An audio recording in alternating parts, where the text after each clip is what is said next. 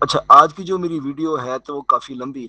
तो इसमें मैं सिर्फ़ आपको अपनी लाइफ़ के वो एक्सपीरियंसेस आपसे शेयर कर रहा हूँ जिनको मैंने फ़ेस किया। मैं सारी बातों का अहाता तो नहीं कर सका, लेकिन फिर भी जो मैं समझता हूँ कि अपने कोलीग्स के साथ, अपने सबॉर्डिनेट के साथ, अपने रिलेटिव के साथ, अपने दोस्तों के साथ जो मेरा रवैया रहा और जो वो मेरे बारे में सोचते थे या मैंने उनसे क्या लर्न किया। तो इसमें सारी बातें हो सकता है मैं अब कवर ना कर सका हूँ। तो जो भी आपकी समझ में आए, जो आप समझते हैं कि हमें अच्छी बात लगी है, उसको अपनी ज़िंदगी के अंदर अपनाने की कोशिश करें। कम दिसंबर और 2021 मेरा ऑफिशियली आखिरी दिन था वास में। तो मैं ज़िक्र करना कभी नहीं भूलूंगा जिस मोहब्बत और प्यार से मुझे मेरे डिपार्टमेंट ने और मेरे डिपार्टमेंट के सपोर्टिव स्टाफ ने आज जिस तरीके से मुझे रुखसत किया। मैं हमेशा उनकी यादें और उनकी बातें अपने दिल में लेके, अच्छी यादों बल्कि मुझे कहना चाहिए, उनके साथ मैं रुखसत हूँगा। फिर मैं अपनी ऑल स्टाफ एसोसिएशन युवास का, जिन्होंने लाहौर में भी और फिर यहाँ पर रावी कैंपस की फ़ैकल्टी का मैं जितना भी शुक्रिया अदा करूँगा, जितना दिल की गहराइयों से उन्होंने बेहतरीन मुझे सेंड ऑफ दिया।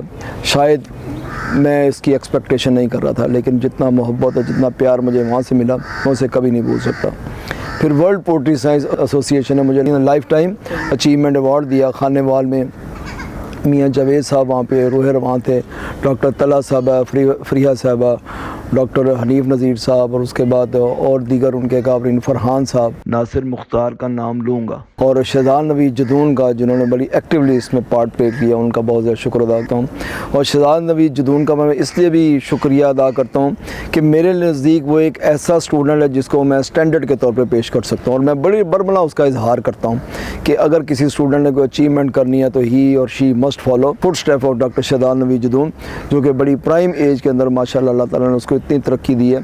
तो ये सब लोगों के लिए मेरा ख्याल है कि मशअल राह होना चाहिए। अब उनसे मिलें, उनसे उसको मेंटरशिप में अपनी रखें। He is a very good guy और बड़ा सपोर्टिव है और पॉजिटिव है। तो उसने भी मुझे लाइफ टाइम अचीवमेंट जो है मेडल से नवाजा, तो मैं उनका भी बहुत ज़्यादा मशकूर हूँ। और उसके अलावा मैं अपने डिपार्टमेंट का और उसके बाद युवास रावी कैंपस का मुझे कहना चाहिए, और उसके बाद वाइल्ड लाइफ वालों, वाइल्ड लाइफ इकोलॉजी अरशद साहब को मैं बहुत ज़्यादा ममनून हूँ। हनीफ नज़ीर साहब ने बड़ी मोहब्बत की, स्पेशल मुझे यहाँ मिलने के लिए है और बड़ा बेहतरीन तोहफ़े से मुझे नवाजा, मैं उनका भी बहुत ज़्यादा शुक्रगुज़ार हूँ। मैं यानी आप यूँ मकसद यूँ कह लें, मैं इतनी अच्छी यादों के साथ जा रहा हूँ कि मुझे बिलीव यूँ ही कि मुझे बड़े लोगों ने पूछा आपके जज्बात कैसे हैं। मुझे नहीं पता वो इसके रिस्पॉन्स में मेरे से क्या चाहते थे शायद रुलाना चाहते थे या क्या करना चाहते थे, लेकिन मैं इतने लाइट हार्ट के साथ जा रहा हूँ, इतनी खुशी के साथ जा रहा हूँ, इतना पुरस्कून होके जा रहा हूँ कि मैं आपको बता नहीं सकता भी। यानी मुझे आज जाते हुए खुशी है, मैं आपको सही बानों में बताऊँगा कि मैंने एक अच्छा सेटअप दिया, मैंने एक अच्छी टीम बिल्ड की। अल्लाह ताला इन सबको खुश रखे और शादमान आबाद रखे और दिन दुगनी और रात चुगनी तरक्की करे। मेरी रिटायरमेंट से 1-2 माह पहले लोग 2-3 क्वेश्चन बड़े करते थे, या अभी भी करेंगे, कि जी आपने क्या खोया क्या पाया। और दूसरा एक बड़ा कॉमन सा क्वेश्चन मुझे किया गया कि आपका आइंदा प्लान क्या है। जहाँ तक पहले क्वेश्चन का जवाब का ताल्लुक है, तो उसमें मैं तो ये नहीं कहता कि कुछ खोया, मैंने पाया ही पाया है। अल्लाह की रहमत के हिसाब से, सेहत के लिहाज से, जॉब के लिहाज से, अपनी कैरियर के क्लाइमैक्स पे पहुंचा मैं। तो मैं तो किसी सूरत भी ये नहीं कहूँगा कि मैंने खोया, मैंने पाया ही पाया। दूसरी बात रहेगी कि आपने करना क्या है। देखिए जी, करने के लिए तो बहुत कुछ है। आपके अंदर जो है वो एक, जैसे कि एंथुजियाज़म होना चाहिए, कुछ करने का जज्बा आपके जहन में होना चाहिए। मैं पहले भी जो अपनी कैपेसिटी और एबिलिटी के मुताबिक काफ़ी कुछ मैंने अपने आप के ऊपर किया, लेकिन मज़ीद भी मेरे जहन में आता है कि बहुत कुछ किया जा सकता है। तो इंशाल्लाह ताला मैं जब ये आपके पास ये वीडियो पहुंचेगी तो उसको मैंने अपनी पूरी लाइफ का कोई आधे पौने घंटे में अहाता किया है, जिसमें मैं आपको ज़रूर बताऊंगा कि कैसा मेरा एक्सपीरियंस रहा, कैसे मुझे कोलीग मिले, कैसे मुझे दोस्त मिले, कैसा मेरा स्टूडेंट के साथ लिंक रहा, और मैंने लाइफ के अंदर अब क्या करना है। जो कि मैं ज़रूर से कहूँगा कि मैं इसको रिटायर इसलिए नहीं कहता, it is just a transformation. आपने एक काम किया, अब आप किसी दूसरे काम के बारे में सोच रहे हैं। तो मैं इंशाल्लाह ताला जो अगली आप मेरी वीडियो इसके साथ अटैच होगी देखेंगे, तो डेफिनेटली आपको उसके अंदर कोई ना कोई आपको फ़ायदा ज़रूर नज़र आए। अच्छा, एक और बात जो मैं अपनी इस वीडियो में शेयर करना चाहता हूँ, लोग मुझे ना मेरे से ज़्यादा फ़िक्रमंद हो गए बाज़ का मुझे क्वेश्चन करते हैं कि यार अब आप क्या करोगे। तो मैं फिर उनको हंस के कहता हूँ, यार मैं जॉब से रिटायर हुआ हूँ, कुछ ज़िंदगी से तो रिटायर नहीं हो गया ना। तो करने के लिए तो बहुत कुछ है, आप करने वाले हो, आपके अंदर करने का जज्बा कुछ होना चाहिए। जी कि जब आपने ये जॉब छोड़ी तो आपने क्या मतलब पीछे दूसरों के लिए क्या लेसन छोड़ा। तो मेरा उनके लिए एक बहुत बड़ा ये पैगाम है जिसे मैं यूँ कह सकता हूँ कि what legacy I have left behind is the team work. मैं जिस चीज़ के ऊपर मैं फ़ख्र कर सकता हूँ वो अपनी टीम है, और टीम वर्क के अंदर बहुत ज़्यादा बातें बताई जा सकती हैं, लेकिन मैं एक दो का जिक्र करूँगा कि जिसमें सबसे ज़्यादा एज ए लीडर आपका रोल एज ए कि आपके ऊपर लोगों को ट्रस्ट हो। जब आप लोगों के ऊपर ट्रस्ट करना शुरू कर देते हैं या लोग आपके ऊपर ट्रस्ट करना शुरू कर देते हैं, तो ये मैं कहता हूँ कि पहला स्टेप है टीम बिल्डिंग के लिहाज से। दूसरी फिर उसके बाद है कि कोऑर्डिनेशन। आप उनसे कोई बात छुपाए ना। छुपाने से मेरी ये मुराद है कि बाज़ चीज़ें एडमिनिस्ट्रेटिव होती हैं, you have to be vigilant regarding that, लेकिन है कि आप अगर उनसे अपनी शेयरिंग करते हैं और उसके बाद आप उनका ब्रेनस्टॉर्मिंग करते हैं, तो वो एक माइंड नहीं होता, वो फिर 10-11 माइंड बन जाते हैं। दूसरी जो मैंने अपनी टीम बिल्ड की है, जिसके ऊपर मैं कह सकता हूँ कि मुझे खासी हद तक मुझे प्राउड है, कि हम 1 महीने में इनफॉर्मल ज़रूर बैठते थे, जिसमें मैं अपने आप को लीडर नहीं शो करता था और वो भी मेरे साथ बड़े कोऑपरेटिव थे। फिर हम एक लाइटर मूड के अंदर बात करते थे। लाइटर मूड के अंदर बात करने में होता क्या है कि आपका सबॉर्डिनेट आपके साथ वो बात भी कर जाता है जो कि वो आम हालात में आपके साथ नहीं कर पाता बिना। तो ये एक बड़ा स्ट्रॉन्ग बॉन्ड आपका और आपके सबॉर्डिनेट का कायम हो जाता है, जिसकी वजह से टीम बिल्डिंग जो है वो फिर दिन दुगनी और रात चुगनी तरक्की करती है। और इसमें मैं ये कहूँगा टीम बिल्डिंग का सबसे ज़्यादा फ़ायदा चेयर को होता है, ये मेरी बात याद रखने, क्योंकि जब आप अपना काम बांट देते हैं, ज़ाहिर है वेटिंग आपने करनी है, कोई लेटर आएगा, कोई प्रॉब्लम आएगी, अल्टीमेटली तो आपके सिग्नेचर से ही जानी है। लेकिन जब वो आपके पास लेकर आएगा उस प्रॉब्लम का थोड़ा बहुत सोल्यूशन लेकर आएगा और आप उसके अंदर ऐड ऑन कर देंगे या कोई चीज़ सब्सट्रैक्ट कर देंगे, तो वो चीज़ जो है वो फिर एक माइंड नहीं होगा, वो 11 माइंड के साथ चलेगी और उसके ऊपर फिर पूरी टीम का पुशअप होता है। तो मैं अगर अपने टीचर्स का नाम लूँ, जिसमें मैं शाहिद महमूद साहब जो कि मेरे बाद अब चेयरमैन बन चुके हैं, उसके बाद फिर जबरान साहब हैं, फिर उसके बाद शबीर शहीन साहब हैं, डॉक्टर फैसल हैं, डॉक्टर सुहेल हैं, डॉक्टर उस्मान हैं, और हमारे एक टीचर जो कि मुल्क से बाहर गए हुए हैं, डॉक्टर वकास हैं, और डॉक्टर शाहिद जावेद साहब हैं। ये तमाम लोग थे जो अपने अपने काम के अंदर ये एक ख़ास किस्म का, जिसे कहना चाहिए ना कि मलका हासिल था इनको अपने काम के लिहाज से। तो मैंने आप यूँ समझने कि ये पूरा एक फूल थे ये मेरे डिपार्टमेंट के अंदर, जिनको मिलके मैंने एक गुलदस्ता बनाया, और ये बड़ा अच्छा हमारा टाइम गुजरा, जितना भी मैंने वहाँ पर टाइम गुजारा ना, as a chairman, as a colleague और एज ए टीचर, ये मैं ज़रूर कहूँगा। तो मैं ये एडवाइस ज़रूर करूँगा आने वाले लोगों को, जिनके पास ये कल को ऐसी कोई लीडिंग रोल उनको मिले, कि वो सबसे पहले अपनी टीम के अंदर जो है वो ट्रस्ट पैदा करें। और उसके बाद एक सेक्रीफाइस वाला फैक्टर भी बहुत ज़्यादा, जैसे मैंने बताया कि चीज़ें तो बहुत सी हैं, लेकिन मैं आपको सिर्फ एक बुनियादी बातें बता रहा हूँ कि आपको सेक्रीफाइस करना आना चाहिए। बाज़ बातों में आप अपने इंटरेस्ट को लूज़ करें ताकि टीम का इंटरेस्ट है, तो इसका अल्टीमेटली आउटकम आपको हर सूरत अल्लाह ताला जो देता है। बाकी बहुत सी बातें मैंने इसलिए आपके साथ ये शेयर की हैं कि अगर आप किसी इदारे के अंदर हैं और आपको लीडिंग रोल मिला हुआ है, तो टीम बिल्ड करें। टीम बिल्डिंग के अंदर सबसे ज़्यादा फ़ायदा जो है वो चेयर को है। एक टीचर का अपने कोलीग के साथ और सबसे ज़्यादा टाइम अपने स्टूडेंट्स के साथ गुजरता है। तो स्टूडेंट्स के हवाले से मैं ज़ाहिर है पहले भी काफ़ी वीडियोस कर चुका हूँ, लेकिन मुख्तसरन ये वाली मैं बात कहूँगा कि as I am going to retire, तो एक स्टूडेंट को कभी भी अपने आप को दूसरे के साथ कंपेयर ना करें। मैं इसको 5 C's का नाम देता हूँ कि 5 C's अपनी ज़िंदगी का हिस्सा बनाने, कि अपने आप को दूसरे के साथ कंपेयर ना करें। जब आप अपने आप को दूसरे के साथ कंपेयर करते हैं, तो या आप इन्फीरियरिटी कम्प्लेक्स का शिकार होते हैं या सुपीरियरिटी का होते हैं। आपके अंदर एक खामखा अजीब सा मुकाबला करने की एक सलाहियत होती है जो कि नेगेटिव होती है। तो मेरा ख्याल इसको स्टूडेंट को अवॉइड करना चाहिए। दूसरा मैं कहूँगा कि क्रिटिसाइज़ ना करें। एक तो है कि कोई दोस्त आपसे चाहेंगे यार ये मेरी प्रेजेंटेशन है या ये मैं करना चाह रहा हूँ, तो इस पर थोड़ा सा क्रिटिकली देखो, उसको आप कर दें। लेकिन अगर कोई काम कर रहा है, फॉर एग्जांपल कोई स्टूडेंट एक्टिविटी कर रहा है, कोई स्टूडेंट्स का फंक्शन कर रहा है, उसको अरेंज कर रहा है, तो उसको क्रिटिसाइज़ ना करें, क्योंकि क्रिटिसाइज़ करने से आपके नेगेटिव रिमार्क्स उसकी तरफ जाएंगे और एक खामखा की रिफ्ट आपके और उस ग्रुप के दरमियान या उस आपके दोस्त के दरमियान क्रिएट हो जाएगी।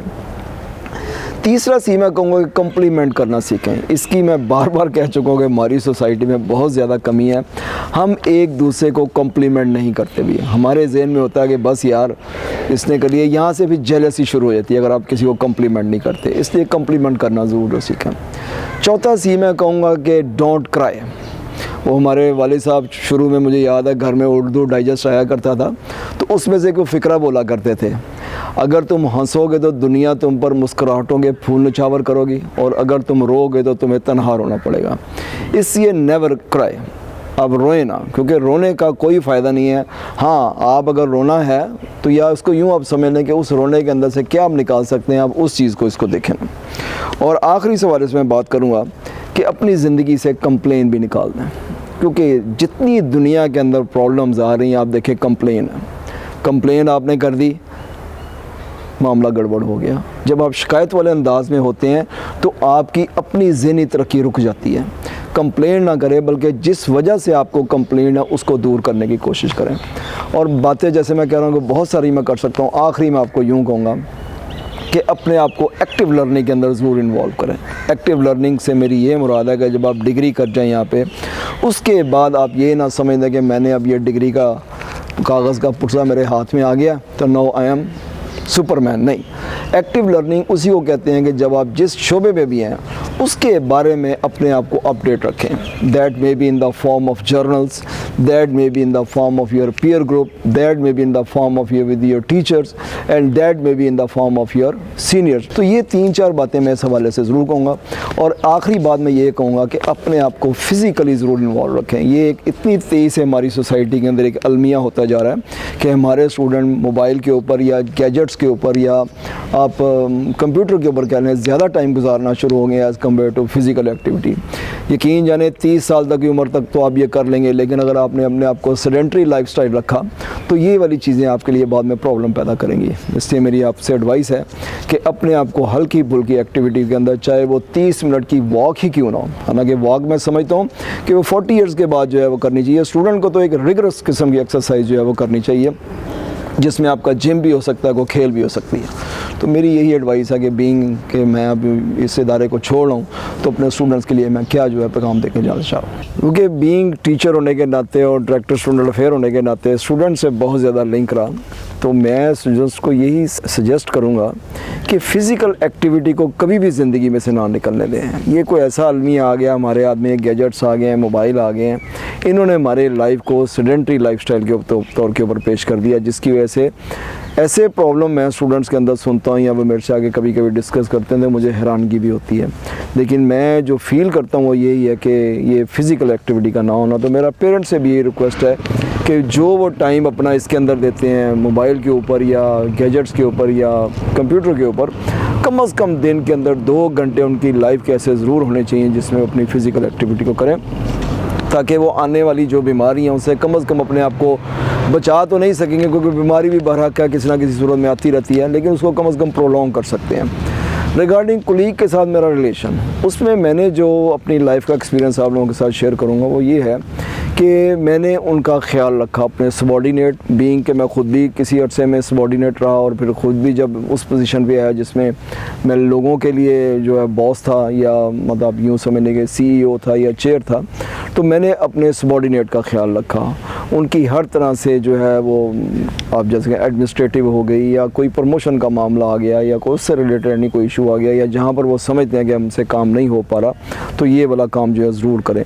अच्छा, कलीग्स में रहते हुए ज़ाहिर कि आपके रिलेशन भी स्ट्रेंड आते हैं, उनके अंदर भी खिंचाव आता है। तो मेरा फिर उस मामले में ये होता था या मैं ये एडवाइस करूँगा कि फिर अपने आप को फोकस करें अपने काम के ऊपर, का आप उनके बातों का जवाब ना दें, क्योंकि जब आप उनकी बातों का जवाब देंगे तो आप एक काम करने वाले लोग हैं तो उसमें फिर आपकी अटेंशन जो है वो डाइवर्ट होगी। तो ऐसे मौक़ों पर मैं एक वो बड़ी मिसाल दिया करता हूँ कि फिर आप ये समझ लें कि आपके हाथ में पानी का एक भरा हुआ गिलास है और आपने उस गिलास को गिरने नहीं देना। तो जब आप उस गिलास के अंदर मौजूद पानी को गिरने नहीं देंगे तो दैट इंडिकेट्स कि आपको अपने काम से गरज है, आप बाकी लोग क्या कर रहे हैं आप उसके ऊपर बिल्कुल ना जाएं। और मैं ये भी कहूँगा कि बीइंग जब आप चेयर के ऊपर होते हैं तो अपने कोलीग्स को आप अपना टाइम दें, टाइम इन प्रोडक्टिव टाइम, जिसमें आप उनकी कोई हेल्प कर सकें, जहाँ पर अपने कोलीग्स के लिए भी अपने सबॉर्डिनेट के लिए भी इस वाली चीज़ को भी आप बेहतर करेंगे तो मैं आपको यकीन दिलाता हूँ कि आपकी ज़िंदगी जिसमें आप गुजर रहे हैं वो भी बहुत अच्छी हो जाएगी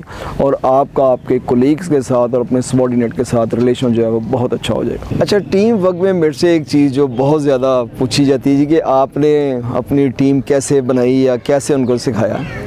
एक मैं आपको बात बता दूं कि मैं ऐसे नहीं कि मैं उनको लेके बैठ जाता था या मैं उनको लेक्चर देता था। मैंने जो किया, मैंने उनके साथ एक माहौल क्रिएट किया। एक माहौल से अब आपकी ये मुराद आप ले लें कि उसमें पॉजिटिविटी भी थी उस माहौल के अंदर, उस माहौल के अंदर एक फ्रेंडशिप का भी अंसर था, उसके अंदर एक रिस्पेक्ट का पहलू भी था। ये जब ऐसी चीज़ें और इस जैसी बहुत ज़्यादा चीज़ें जब आमने सामने आ गई तो उन्होंने इसका बड़ा अच्छा रिस्पॉन्स किया और उस बेस के ऊपर जब उनको पता है कि हमारा बॉस या हमारी चेयर हमारा एक अच्छा हमें माहौल दे रही है, अच्छा हमारे लिए कर रही है, तो उन्होंने ख़ुद ब खुद काम किया। अब मैंने अपने किसी टीचर को कंप्यूटर तो नहीं सिखाया कि कंप्यूटर ऐसे सीखते हैं ऐसे करते हैं, लेकिन माहौल मैंने दिया। कभी छुट्टी के ऊपर उनको नहीं रोका कि हाँ आपने छुट्टी करनी है तो क्यों करनी है, या इसके ऊपर कभी उनको कंप्रोमाइज़ नहीं होने दिया। तो मेरा ख्याल अगर एक आप इदारे के अंदर अच्छी टीम वर्क बनाना चाहते हैं तो मेरा सिंगल हैंडेड वर्ड्स ये है कि आप उनको माहौल दें। और माहौल से मेरी यही मुराद है एक ऐसा एनवायरनमेंट, ऐसा कंड्यूसिव एनवायरनमेंट जिसके अंदर उनको काम करने का मज़ा है, वो आपके साथ बैठें, आपके साथ गपशप भी करें और आपके साथ प्रोफेशनल जो है वो नॉलेज जो है वो उसको भी चेंज करें। अच्छा, दूसरा क्वेश्चन मुझे एक और बहुत करते हैं कि जी अगर ऐसा बॉस आ जाए कि जो आपकी बिल्कुल चलने ना दे तो फिर हम इसे क्या करें। जैसे मुझे किसी ने हंस के कहा जी जंगली बॉस आ जाए। नो डाउट सोसाइटी के अंदर ऐसे लोग होते हैं जिनके साथ आपका वाह पड़ता है और आपको वो काम नहीं करने देते। तो मेरा इसमें ये नज़रिया है या मेरा ये मानना है कि उस वक़्त आप जितना ज़्यादा हो सकता है अपने काम के ऊपर फोकस करें। आप उस लड़ाई से अपने आप को दिलो दिमाग के तौर के ऊपर भी और जिस्मानी तौर पे भी अपने आप को लैदा करें और उस बॉस को काम करके दिखाएं, क्योंकि जब आप काम करेंगे तो यकीन जानेंगे आपकी मेहनत खुद ब खुद शोर मचाएगी। लेकिन ये है मुश्किल है, लेकिन अगर with little bit practice you can do it. अच्छा, एक लोग बड़ा अक्सर क्वेश्चन करते हैं कि आपने किन किन लोगों से सीखा और क्या क्या सीखा। देखें, जब इंसान पैदा होता है तो सीखने का अमल तो उसी वक्त शुरू हो जाता है। तो अगर मैं अपनी बात करूं तो ज़ाहिर है वालिदैन आपके लिए सबसे बड़े आपके मेंटोर होते हैं जिनसे आप सीखते हैं। और अगर वालिदैन में से भी मैं अगर डिवीजन करूं तो मैंने अपनी वालदा से बहुत कुछ सीखा। She was such a great economist I should say, कि ज़ाहिर है गुर्बत थी घर में, को बहुत अच्छे हालात नहीं थे, तो उन्होंने घर में भैंसें पाल के हम 7 बहन भाइयों को पढ़ाया ना। तो उनकी ये वाली बात हम जब कभी सारे बहन भाई इकट्ठे होते हैं ज़रूर करते हैं कि ऐसी इकोनॉमिक्स घर के अंदर क्रिएट कर दी गई थी जिसकी वजह से हमें फील भी नहीं होता था और खाना पीना भी अच्छा था। और उसके बाद हम सब बहन भाइयों ने जो है वो पढ़ाई की। उसके बाद आपकी लाइफ में ज़ाहिर है डिफरेंट लोग आते हैं, तो उसमें ज़ाहिर है फिर आपके असातिज़ा होते हैं। अगर मैं प्रोफेशनल लाइफ की बात करूँ तो मैं प्रोफेसर असलम भट्टी साहब और डॉक्टर एहतशाम साहब, ये मेरे मेंटोर रहे हैं अपनी ड्यूरिंग माई स्टडीज़। मैंने बहुत कुछ उनसे लर्न किया, बहुत कुछ उनसे सीखा। मतलब ये 2 असातिज़ा थे जिनसे मैं बहुत ज़्यादा इम्प्रेस भी था और इनसे मैंने बहुत कुछ भी सीखा। असलम भट्टी साहब की अगर मैं खुसूसियत बयान करूँ तो हर वक्त बावज़ूर रहते थे, ईमानदार आदमी थे, वक़्त की पाबंदी का अगर मेरे से को पूछे तो मैंने उनसे सीखा। एहतशाम साहब थे मेरे बहुत अच्छे टीचर, उनसे मैंने कॉन्फिडेंस सीखा। और उसके बाद चौधरी सलीम साहब थे, उनसे भी मेरे बहुत ज़्यादा मेरी अटैचमेंट रही और बहुत ज़्यादा मैंने उनसे भी सीखा। उसके बाद आपके फैमिली के लोग आ जाते हैं। सारे फैमिली के अंदर मैं अपने 2 मतलब सारे बहन भाइयों से इंसान कुछ ना कुछ तो सीखता ही है, लेकिन मैंने अपने बहनोइयों से, अगर मैं ब्रदर-इन-लॉ की बात करूं तो मैं अपने एक बहनोई डॉक्टर मोहम्मद सरवर अंजुम साहब, मतलब मैं अपने बारे में शायद ये नहीं कह सकता लेकिन उनके बारे में ये ज़रूर कहूँगा कि मेरा नहीं ख्याल कि उन्होंने कभी हराम का लुक़मा अपने अंदर या अपनी फैमिली के अंदर जाना दिया हो। फिर मेरे बड़े भाईजान इम्तियाज़, जिनसे मैंने हम्बलनेस सीखी, बहुत ज़्यादा उनकी तबीयत के अंदर हम्बलनेस था, चीज़ों को आराम से देखना, उसके बाद उनका डिसीजन करना। और उसके बाद मेरे फर्स्ट कज़न शौकत जवेद साहब, जो कि फॉर्मर आईजी पंजाब भी रहे हैं, उनसे मेरी बहुत ज़्यादा पिछले चंद सालों में सिटिंग बहुत रही। जब वो रिटायर हुए तो मेरा उनके साथ बहुत ज़्यादा उठना बैठना रहा। उनके साथ मैंने आर्गूमेंटेशन बहुत ज़्यादा ज़बरदस्त है उनकी लाइफ के अंदर, कि जब वो बात करते हैं तो उस बात के पीछे उनके पास पूरा सियाको सबाक होता है और उस बात को मनवाने के लिए। तो ये मेरी एक बहुत बड़ी उनके साथ एक अंडरस्टैंडिंग रही। तो मुझे बहुत ही अच्छा लगता है आज भी उनके साथ बैठना, गपशप करना। और बाकी जितने मेरे बहनोई हैं, मैं ये नहीं कह रहा कि मैंने अगर एक से सीखा तो बाकियों से नहीं सीखा, या उनका मैं नाम नहीं ले रहा भी, या मेरे से बड़े भाई डॉक्टर इश्तियाक साहब, मतलब मजहबी रिलीजियसली थोरो जेंटलमैन, उनसे भी मुझे बहुत कुछ सीखने को मिला। अगर मैं मॉडर्न ईरा में आ जाऊँ तो ज़ाहिर है मैं फिर कासिम अली शाह साहब का नाम कैसे नहीं ले सकता ना। अच्छा, कासिम अली शाह साहब के साथ मेरा पिछले को 4-5 साल से बड़ा गहरा तल्लक रहा, और वो तल्लक इस तरह बन गया कि वो फैमिली फ्रेंड बन गए हैं। तो उनके बारे में मैं यही कहूँगा, कुछ लोग शिफा की तरह होते हैं, अगर साथ हों तो दवा की ज़रूरत नहीं रहती भी, और अगर दूर चले जाएं तो दवा बेकार हो जाती है। तो उनसे तो जो मैं सीखा वो मेरे पास लफ्ज़ नहीं है, तो मैं यही उनके लिए कह सकता हूँ। अच्छा, जितनी ऑनर हर कोई बंदा अपनी रिटायरमेंट पे सोचता है, यकीनी बात है कि सोच उसके अंदर आती है। मैं कसम खाकर कहता हूँ कि मुझे मेरी तवक्को से बल्कि जो है वो बढ़कर मुझे जो है वो इज़्ज़त अफजाई दी मेरी युवास फैमिली ने। मेरा 26 तारीख को लाहौर में फ़ंक्शन था, जिसमें मैं ऑल स्टाफ एसोसिएशन का ख़ास तौर पे मैडम अलीना ज़मीर दुरानी का और उनकी कैबिनेट का बहुत ज़्यादा मशकूर। उन्होंने उसको इतने अच्छे तरीके से सेलिब्रेट किया कि शायद मुझे आने वाले दिनों में हमेशा ये मैं इसको बड़े अच्छे अल्फाज से याद करता रहूँगा। उसमें और लोगों के कमेंट्स जिन्होंने मेरे बारे में दिए, मैं उनका भी दिल की गहराइयों से मशकूर हूँ कि उन्होंने मेरे बारे में ऐसे सोचती हैं जो कि मैं समझता कि शायद मैं इस काबिल नहीं था। उसके बाद 30 नवंबर अभी कैंपस में मेरा जो है वो मेरे लोगों ने मुझे फेयरवेल दिया। उसमें मैं सबसे पहले मैं कैसे किस किस का शुक्रिया अदा करूँगा। कासिम अली शाह साहब लाहौर से तशरीफ़ लाए, हालांकि इंतहाई मसरूफ़ियत थी उनके पास, लेकिन उन्होंने फिर भी, ये उनकी मोहब्बत थी मेरी, या मेरी उनके साथ मोहब्बत थी कि वो इतनी दूर यहाँ पर चल कर आए और उन्होंने अपना मेरे बारे में कमेंट किए। मैं अपने इंतहाई मोहतरम कज़न शौकत जावेद साहब जो कि फॉर्मर IG पंजाब भी हैं, उनका भी दिल की गहराइयों से शुक्र अदा करता हूँ कि उन्होंने ख़ुद ख्वाहिश का इजहार किया और मेरे लिए बड़ी खुशी की बात थी कि वो इतनी दूर चल कर आए। उनकी भी बहुत ज़्यादा मसरूफियत होती है। मैं तमाम पोल्ट्री इंडस्ट्री से आए हुए लोगों का, हनीफ नज़ीर साहब का, तारक नज़ीर साहब का, मैं कैसे कैसे लोगों का शुक्रिया अदा करूं कि जो कि इतने मसरूफ़ लोग थे, जिनके साथ मेरा एक ऐसा स्ट्रॉन्ग बॉन्ड था और उन्होंने इस बॉन्ड की लाज रखी। और मेरी एक रिक्वेस्ट के ऊपर उन्होंने कहा कि डॉक्टर साहब कैसे हो सकता है मैं आपकी वहाँ पर ना आए, और उन्होंने जो मेरे बारे में कमेंट दिए मैं उनको सारी उम्र शायद ना भूल सकूं। उसके बाद मैं अपने डीन्स, डायरेक्टर्स का और अपने कोलीग्स का, ख़ास तौर पे अपने डिपार्टमेंट का, मेरे पास यकीन जाने कि मेरे पास लफ्ज़ नहीं है कि मैं अपने डिपार्टमेंट का कैसे शुक्रिया अदा करूं। और ख़ास तौर BS पोल्ट्री के स्टूडेंट ने जो कल मुझे अपने लेक्चर में बताया और कुछ मैंने उनसे बातें शेयर की, उसके बाद जिस तरह मोहब्बत के साथ उन्होंने मुझे वहाँ से रुखसत किया, मेरे लिए वो ऐसी एक मिठास है जो कि मैं till my life I will, आप कह लें कि मैं फ्लोरिश करूँगा, मैं उसको चखता रहूँगा जिस मोहब्बत से उन्होंने मेरे साथ वहाँ पे बिहेव किया, जिस मोहब्बत से उन्होंने वहाँ पे सेंड ऑफ किया ना। क्योंकि पत्तोगी में आने के लिए थोड़ा सा लोग रिलक्टेंट होते हैं, तो इतनी दूर चल के आना, ज़ाहिर है प्राइवेट सेक्टर है, वहाँ से लोगों का आना मेरे लिए एक बहुत बड़ी सादतमंदी की बात है कि वहाँ से यहाँ तक आए। और तारिक साहब का तो मैं इसलिए भी बहुत ज़्यादा मशकूर हूँ, तारिक नज़ीर साहब का, कि वो 2 दिन पहले यहाँ पर आए और उन्होंने मेरे साथ यहाँ पर 2 घंटे स्पेंड, 3 घंटे स्पेंड किए, बड़ा अच्छा हमारा वक्त गुजरा। तो ये उनकी मेरे साथ एक मोहब्बत है जिसका उन्होंने यहाँ पर आकर बरमला इजहार किया। अच्छा, अब मैं वाइस चांसलर साहब, मतलब मुझे इतनी ज़्यादा खुशी होती है कि VC साहब को जब पता चला कि मेरा पत्तोगी में भी सेशन हो रहा है, ये सेंड ऑफ होगा और लाहौर में भी होगा, तो उन्होंने कहा कि मैं रावी कैंपस में भी आऊँगा।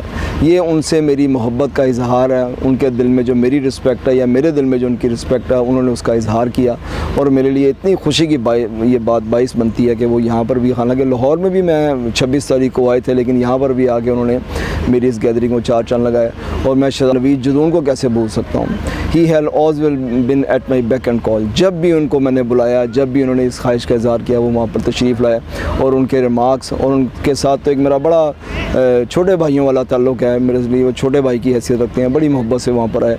तो मैं एंड पे यही कहूँगा, मैं किस किस का शुक्रिया अदा करूँ, मेरे पास लफ्ज़ नहीं है, but I will say that my heart is throbbing in praise of all these people जो कि यहाँ पर आया। और सबसे आखिर में मैं अल्लाह ताला का शुक्र अदा करता हूँ जितने सेहत तंदुरुस्ती के साथ मुझे यहाँ तक पहुँचाया, वरना हज़ारों लोग ऐसे बैठे होते हैं जो यहाँ तक ना पहुँच सकते।